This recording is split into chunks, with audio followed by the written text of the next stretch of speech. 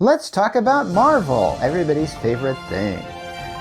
Okay, so I know I'm late to this, but I usually do my 10-minute rants at the beginning of the week, and then I just kind of go from there. And usually the 10 minutes rants are about the stuff I've seen like during the week. And so during last week, Marvel did this strange bit of marketing where they went live with a video and they basically had a line of those director's chairs. You know, those chairs that have somebody's name on them that, I don't know, really show you make it. And I have no idea if they even still use those. And to me, it's kind of like weird that they, I don't know, that's always kind of a thing that you see in movies. And there's like a director's chair with your name on it or something like that. I always kind of thought that was really odd because, I mean, it's, you know what, okay, I really should not stop talking about director's chairs.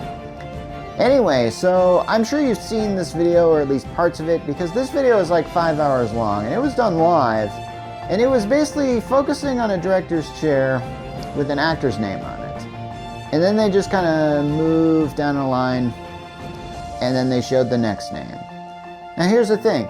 They showed the actor's name. They didn't show like,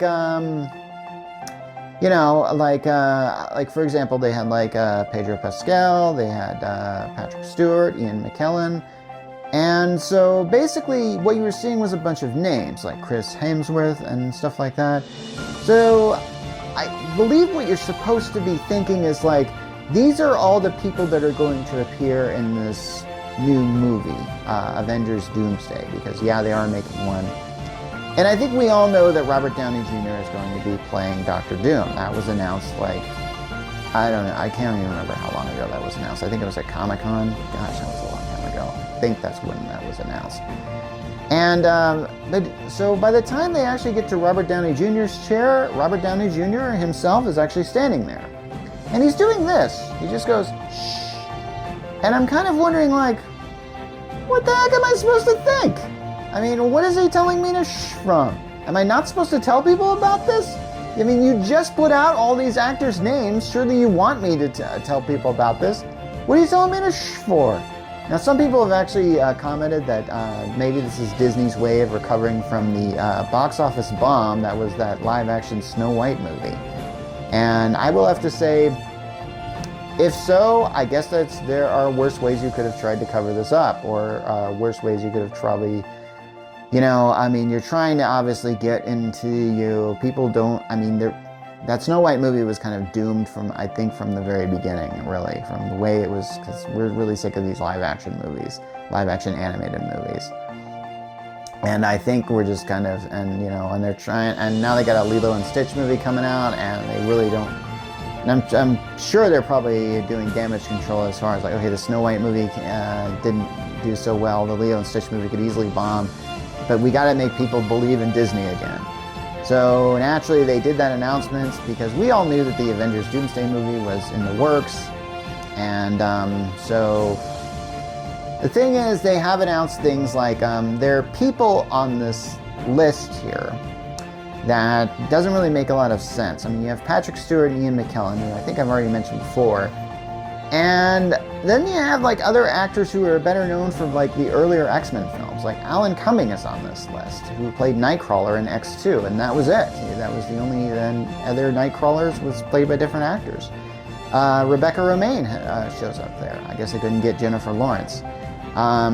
So yeah, and I guess she's going to be back as Mystique.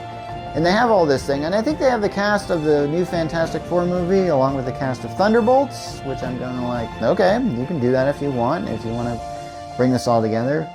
Which shows me that Avengers Doomsday is going to be one crowded film indeed. Now, don't get me wrong, these Avengers films have always been very crowded, and they still manage to make it work, because I think they know where to do the story around, and so yeah, if you look at it, when you look at all these big names and you're going like, okay, how many lines are they going to have? And it's like, yeah, I get 1 minute per show of screen time per my contract. And it kind of feels like, oh, now this whole film's going to be cut up and now we're just going to see like different actors doing their little mugging to the camera or something like that.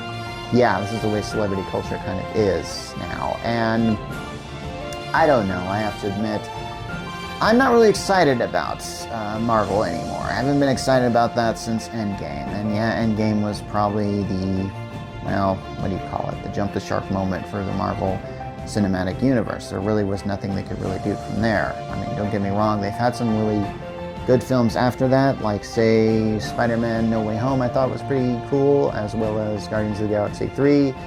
And there's some other films where I would actually go to the theater to see, but then there are other films where it's like, yeah, I'm waiting for this to go on Disney+. Okay, I don't really want to see Shang-Chi, and I don't really want to see the second Black Panther movie. I just didn't really want to see those. I just lost interest.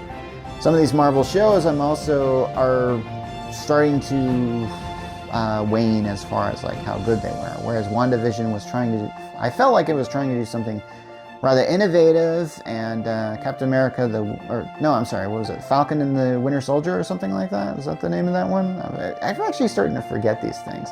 Agatha All Along, I'm starting to forget. And Loki, I don't think I've ever even watched season 2 of that, because I was so confused by season 1. And they're trying to introduce all these elements of the multiverse and stuff like that, so they can actually get this whole gang together and do like a giant size event comic storyline again, like they did with the Infinity War thing. But here's the thing.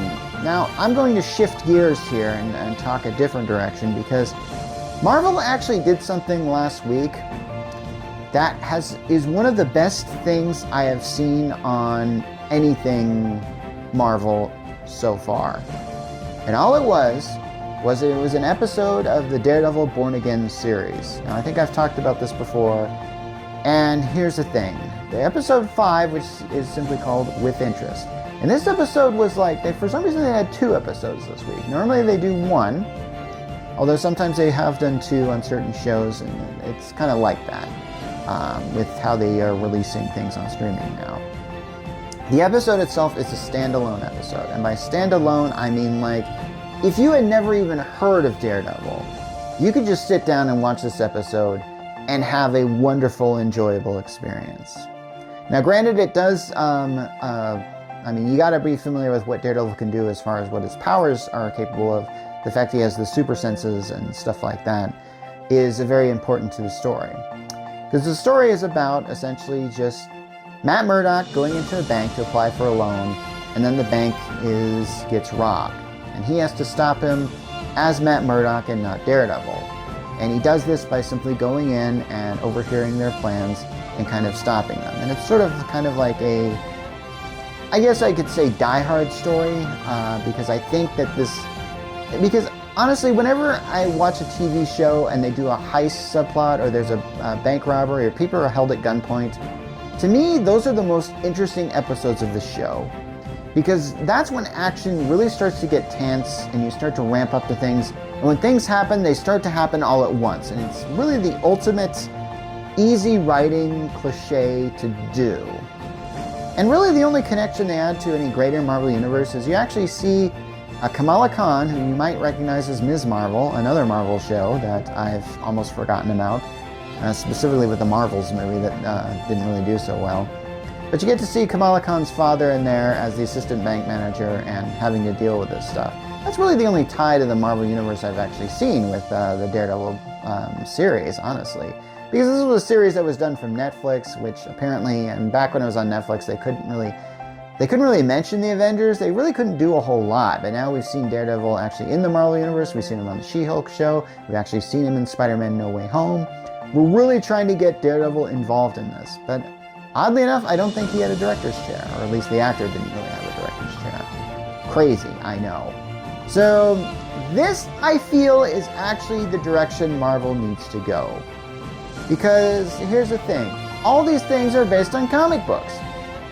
And there are some comic books that thrive upon a multi-issue storyline, something that really starts here and then doesn't even really end. It just keeps going, and it's a lot of subplots built into a particular issue and then build into something. But then there's times where you're reading an issue and it's just a standalone issue, that if you just plucked it off the rack and you didn't know anything and you just read it, it's a self-contained story. And that's what I think Marvel needs now. Self-contained stories. Keep doing that. Just do that. I really hope. I know that Fantastic Four is coming out in Thunderbolts and they're all in part of this Doomsday universe, and I don't care. I want to see more self-contained stories.